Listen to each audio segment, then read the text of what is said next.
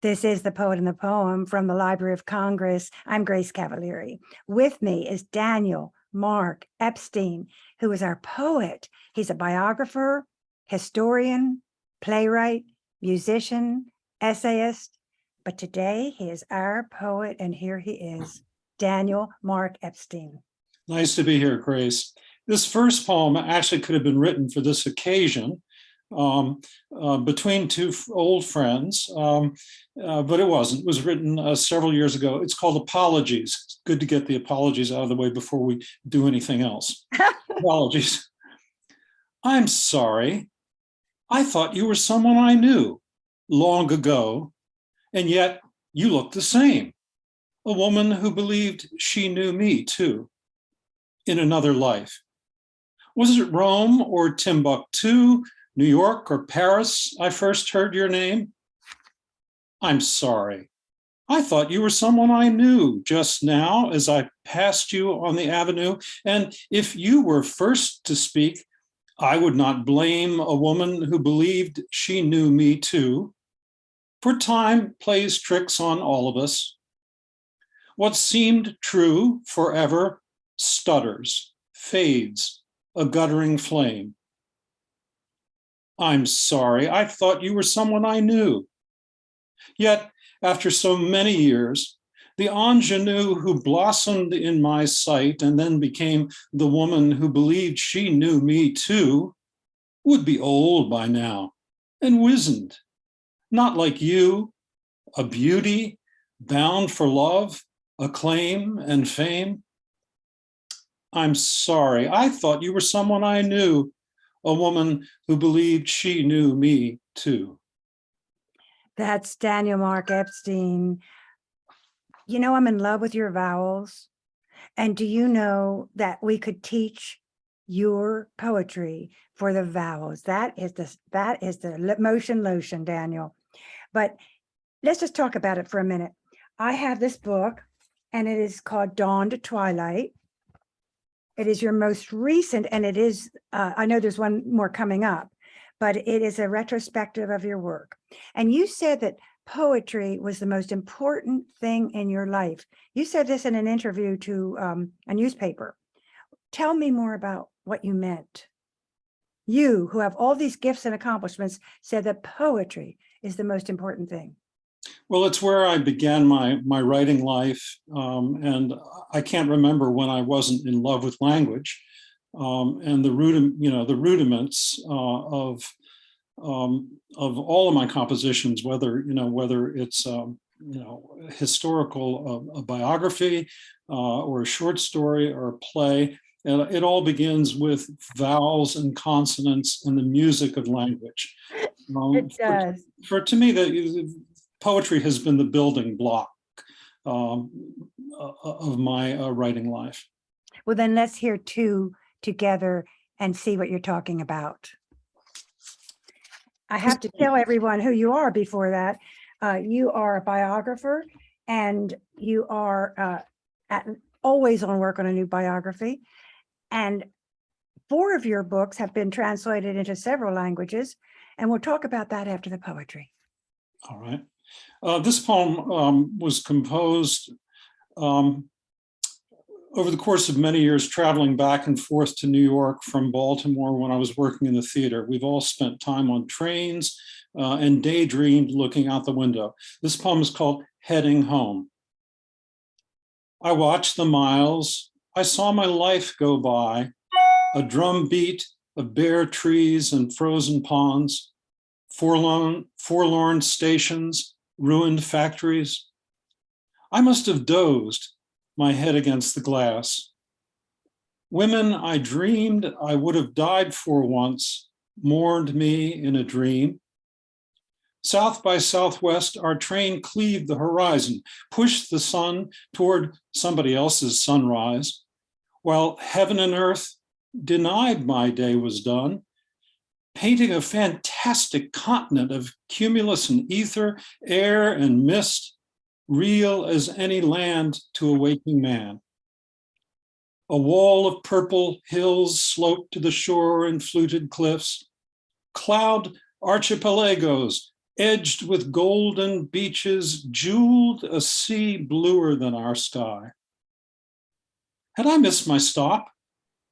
Now was I on my way out of this world, alone on the express to Elysium, lotus trees, the lost woman of my dreams? Shadows deepened, and the speeding train rolled on into twilight. Slowly then, I came to myself, cold, woke to the thought, this is how it must be at the end of the line. You cannot tell the water from the sky, mourners from the dead, or clouds from land.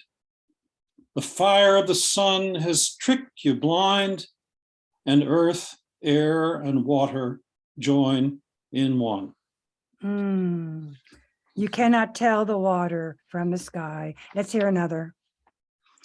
Okay, this is a little drama.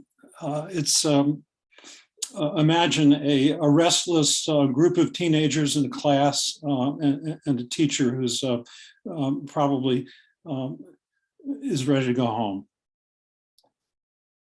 Tell us a love story, pleaded the class in chorus. Our lessons are all done. Now don't lecture or bore us, they prattled, except for one, Helen, whose gaze looked lost in the maze of willow branches, the girl the boys liked most, for the faraway blue of her eyes and brown hair straight as rain. Tell us a love story, please, they begged the teacher again.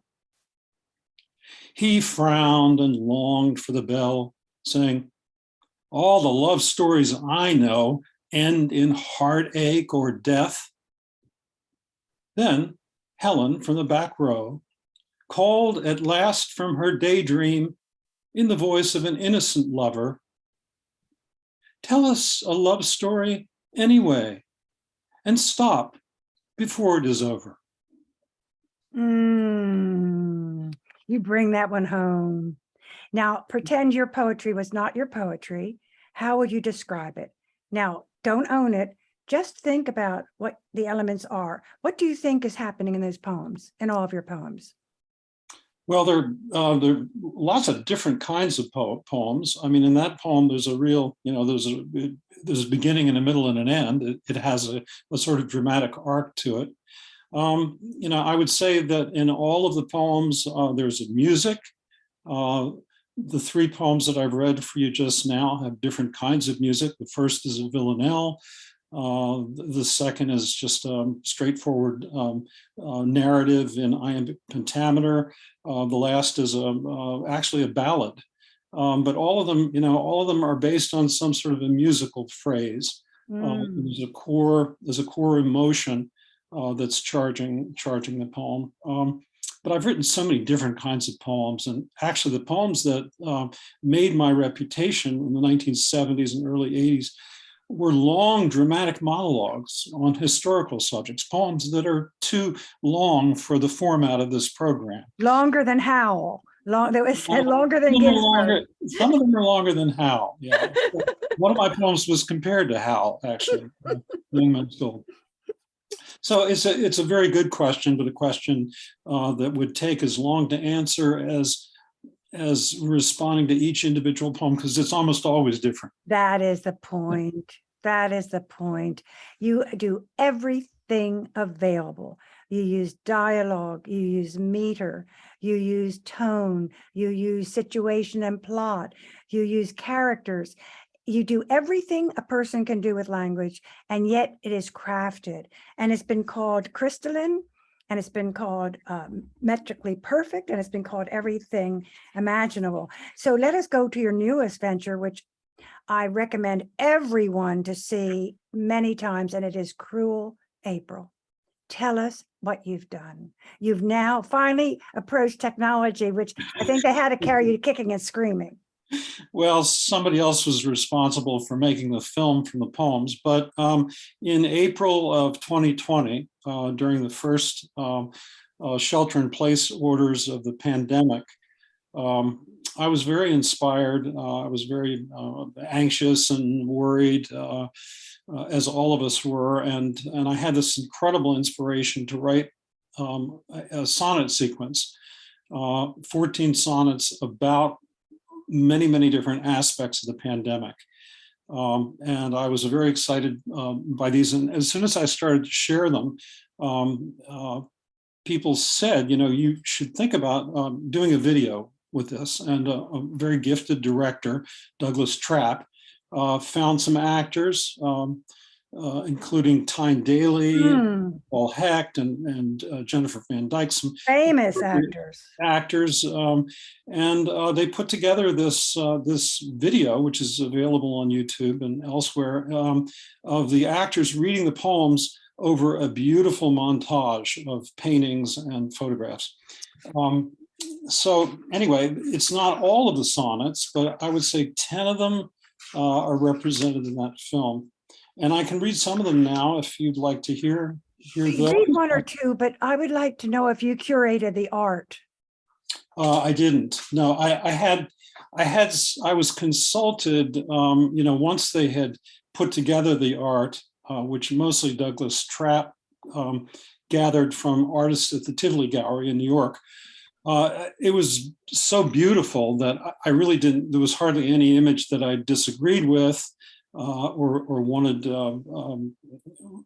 omitted, but they did, when they were actually making the film, they wanted feedback from me about the pacing and, the way things were cut and so on. Well, it's a work of art in every language, so that people just have to Google Cruel April plus Daniel Mark Epstein, because there are other Aprils that get in your way, And I promised a few details. Daniel has published 8 volumes of poetry, and his poems and biographies of Amy Semple McPherson, Edna St. Vincent Millay, Abraham Lincoln, and Bob Dylan are the ones that were translated into many languages. Give us 2 from Cruel April, and let's have everyone look that up after the show. Okay, I'm going to read the prologue, and then one other poem. This may have happened centuries ago to strangers who told a different tale of pestilence and calamity on a scale thought unthinkable then, just as now. The April sun rose darker than a crow, and wind out of the east stirred up a gale that blew out lives like candles. Surreal. The song is ancient, tone and tremolo. Listen to me, you stars and daffodils. You are my last and only audience. My voice under the sky against the hills ricochets as it seeks true sound and sense in a world gone mad. My worn heart fills with anguish for our blighted innocence. Virtual reality. The restaurants, bars, and barbers are shut down. Theater, stadium, and concert hall are dark and vacant. An ominous pall has settled upon the country and the town. The tightrope walker and the circus clown wilt in quarantine. Schools and colleges all are closed, and the learning is virtual. The bride is virtual. So is the wedding gown. The flight is canceled, train stalled in the station, and everyone in public wears a mask, not just the bandit, the nurse, and surgeon. You will not see the stranger's face. Don't ask. Things will be done remotely done in a virtual world that takes real life to task. The visual with that one is so stark and so realistic that it matches perfectly the word. Now, in the prologue, one has to listen to the similes. You have to, it's an exercise. It's the way you address a direct address among the similes, where you say, listen to me, stars and daffodils. So you mix so many tropes, so many tools and skills in one short poem that I had to watch it again and again. And you know why? Because it's so meditative and I'm so high strung.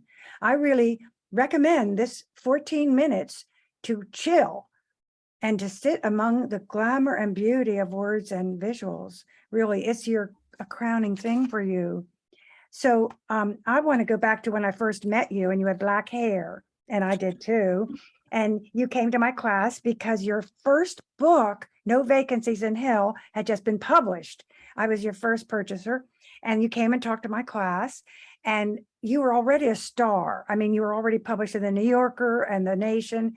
And for a young person from Baltimore, well, actually, I think you were born in Maryland, but you were discovered and you moved to Baltimore to be with the Johns Hopkins group, right? Elliot Coleman? No, that's not actually why I went to Baltimore. But I did have a relationship with Elliot Coleman that went back to my teenage years. He discovered you. Did he not discover? I would say so. Yeah. I mean, it's very flattering to me to think so. But yes, I had an uncle who knew somebody else who was at the writing seminars, and I was writing these poems when I was 12, 13 years old. And anyway, they found their way to Elliot Coleman, and he invited me to come. And I was just a kid. He invited me to come to Hopkins and talk to him. And my mother drove me over to Baltimore. And he was just so encouraging. And that really was really was discovering myself as a poet, to be acknowledged by Elliot Coleman. But I've always loved Baltimore. And then didn't you live there? For 46 years. Yeah, that's right. I lived there for a long time. And just a small part of a century. And I was teaching at Antioch, and you talked to my class. And then I saw a play of yours at the New Theater Project, which is still going on, by the way. And it's a little different. Yeah, but it's very, very prominent in American theater, still breaking new ground. And so the play was, let me see, what was the title? Jenny and the Phoenix. Jenny and the Phoenix. And that won the Prix de Rome Award. And you went to Rome. Okay, how did that play get noticed? And what happened to it? Where did it go after that? After that, it was optioned by Joseph Papp at the Public Theater. It had many readings there. I still think it's one of my best plays, and it's still there if anybody wants to produce it. But I've actually continued writing plays for most of my life, and my newest project is a new play that I'm working on right now. Can you tell us just a bit about it? Spoiler? No, but just the title, maybe. It's called The Somerset Tavern. It's set in colonial Maryland.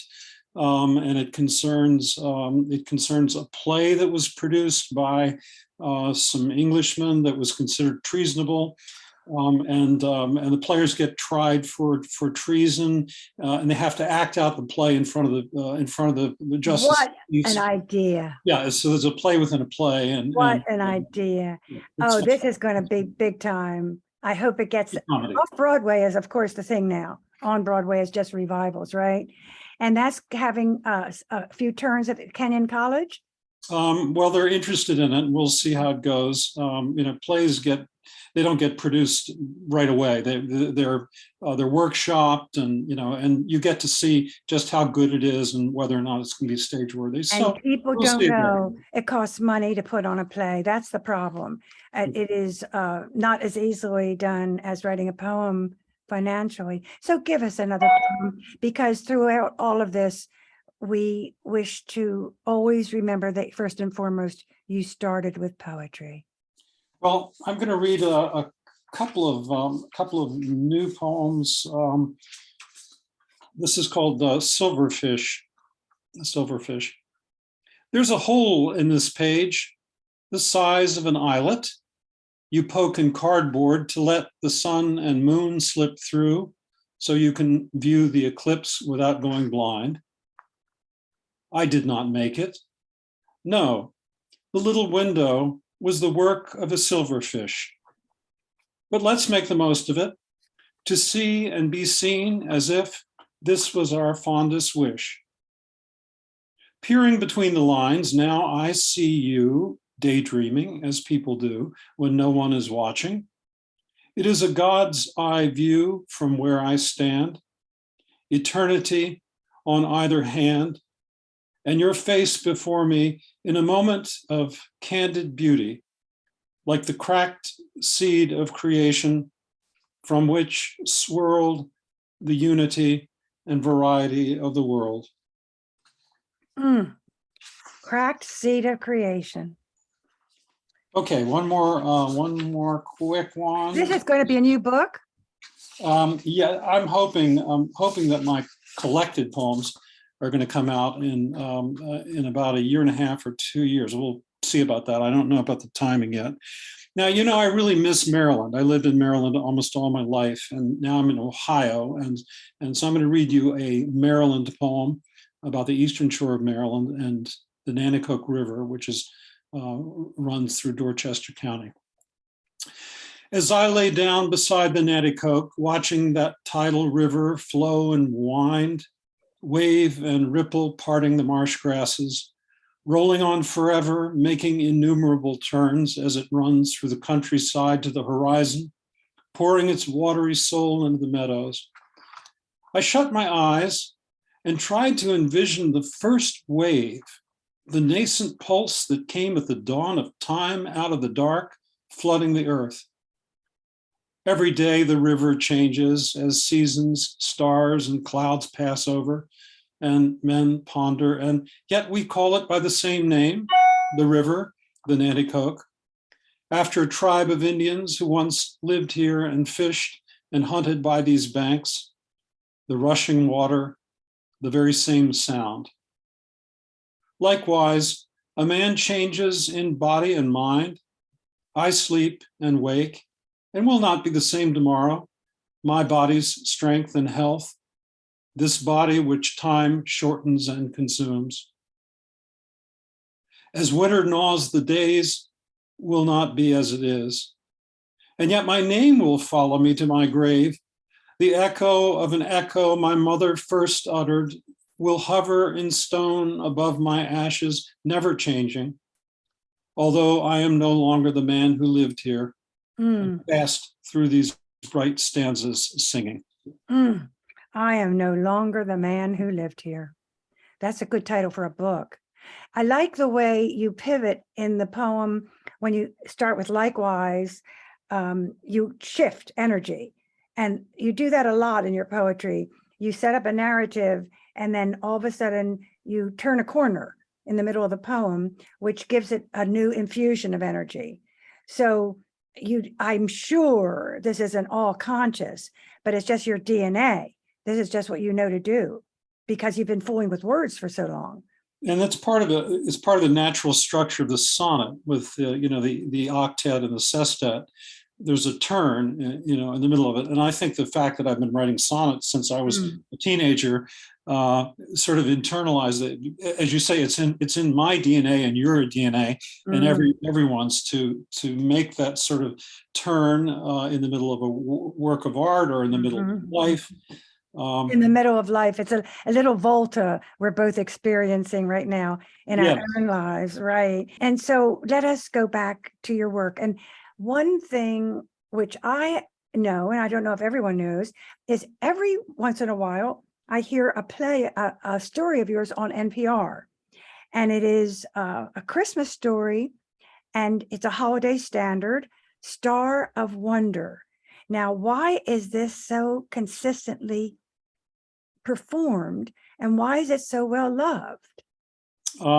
I think it's, when it first came out, this is a very, very important story in my life. It was about a family where Hanukkah and Christmas are both celebrated. And a lot of us have mixed traditions in our families. And I think that this story in 1986, when it was first published, it touched a lot of people in terms of trying to bring families together who were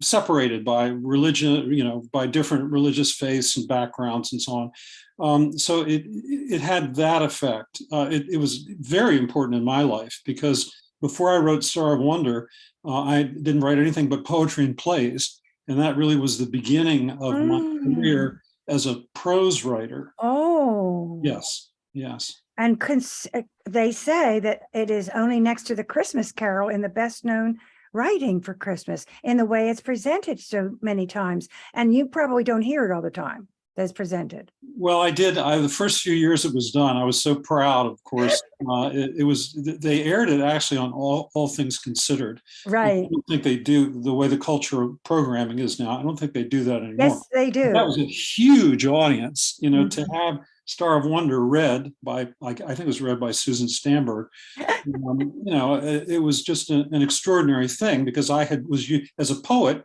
I mean, you and I had a very good audience in Baltimore in the 1970s, 1980s, but it was poetry. But suddenly to have this story that was read by millions and millions of people was very thrilling. To go from 200 to 200,000 is a little bit of a boost. And that's an interesting thing about being a professional writer. You have made your living by the grist of the pen. You have not taught, you have not sold yourself out. It's day after day as a writer. So there must be arid periods where you wonder if anyone ever remembered you. And then all of a sudden you get a little award like a kiss on the cheek from NPR or a Prix de Rome or one of your many awards and fellowships. And then I guess the ego energy is renewed. Is that the way it is to be a full-time writer? One of the most exciting things for me is to get mail. I mean, I get emails. I have a website, and people will read a poem that I wrote 20 years ago or 25 years ago or longer, and they'll write me a note about it.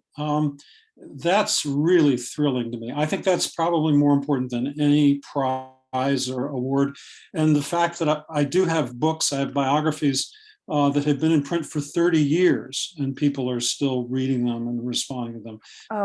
To me, that's the greatest award that a writer can have.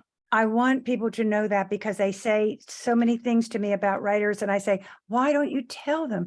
Oh, they wouldn't care. Oh, yes, they do. Yes, they Let's do. have another poem. Daniel Mark Epstein. Another poem? Yes.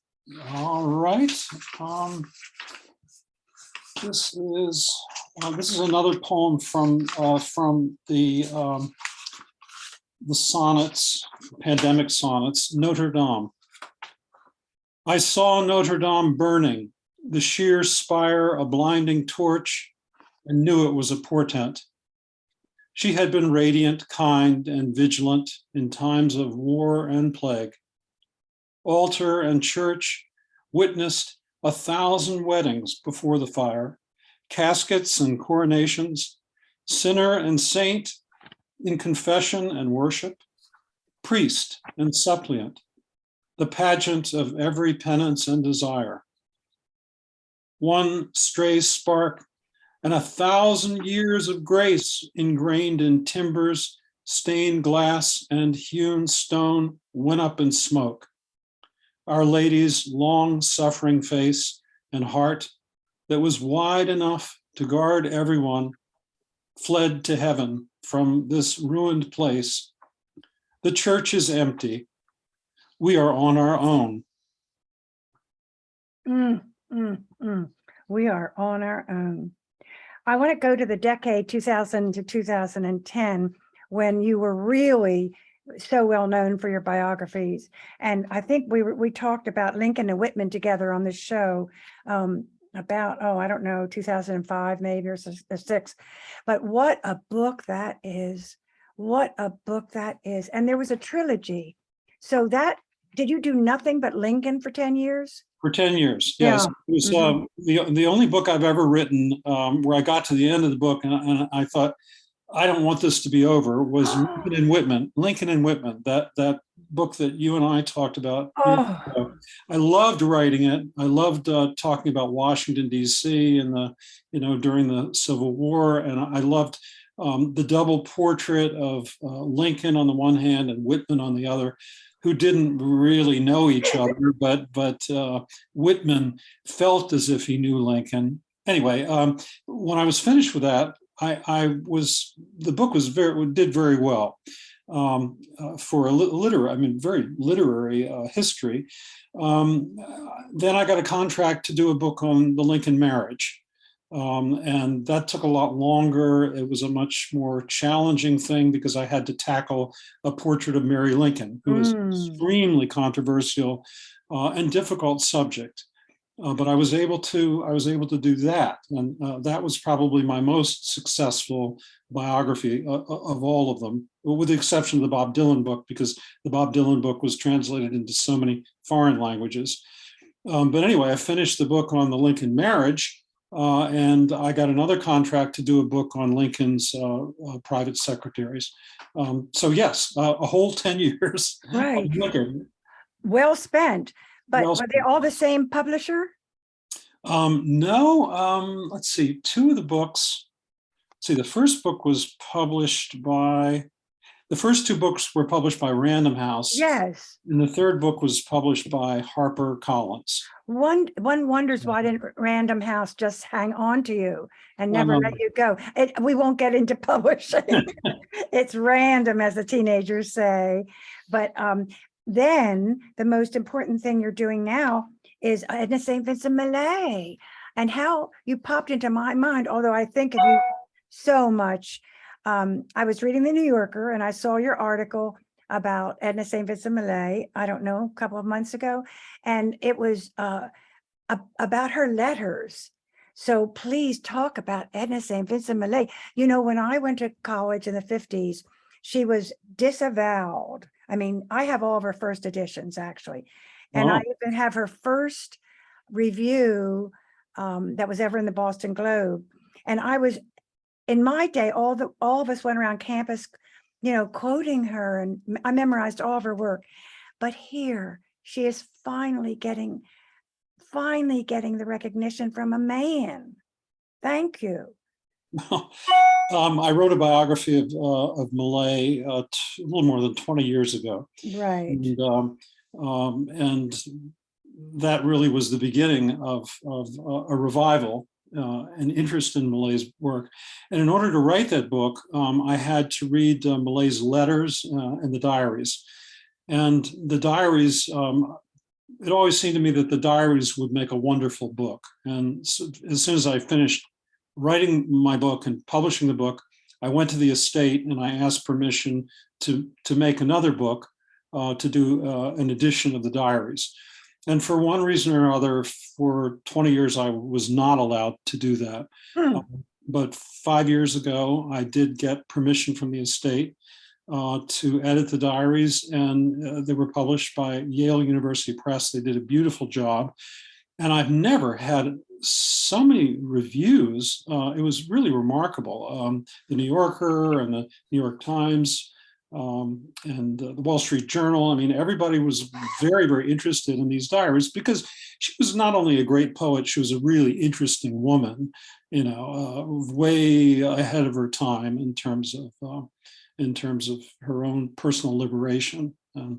So it was a great privilege to be able to write that book. Where were the primary sources kept? In the Library of Congress. And I was one of the first people to have access to Millay's diaries right there at the Library of Congress. So I spent all of the summer in the reading room there working on that book. By the way, the Library of Congress has been wonderful to me. I've researched every one of my books there, and it's just a great place to work, and they're so good to the scholars. But you cannot take any books out. No. So how does that research happen? Well, they have copy machines, and most of the research that I was doing was with primary resources. So I was looking at manuscripts, the actual letters and diaries. And they you can't Xerox those. Well, they have very good copy facilities. If you're a scholar, they'll let you do that. You have championed every kind of verse there is. You have excelled in theater, music, the arts, but you don't start painting. When are you going to start painting? I don't know. I love painting. I love painting. I know it's the next I thing have to for be an you. amateur.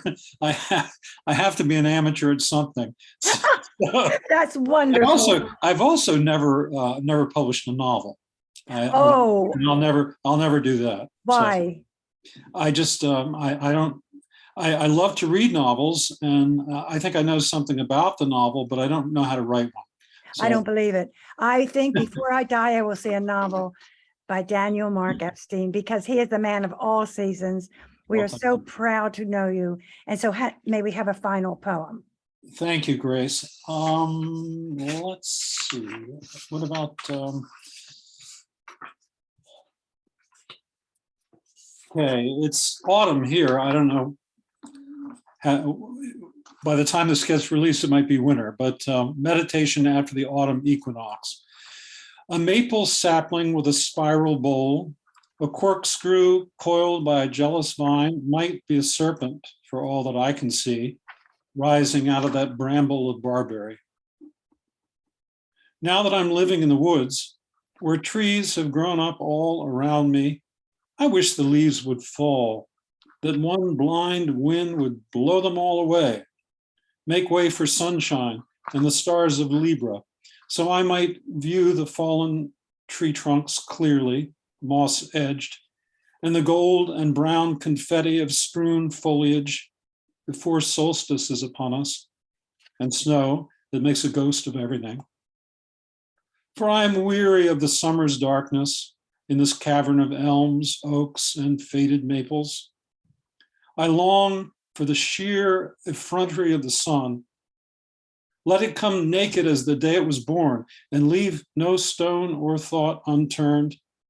For what I want above all as the year closes in on me is more light.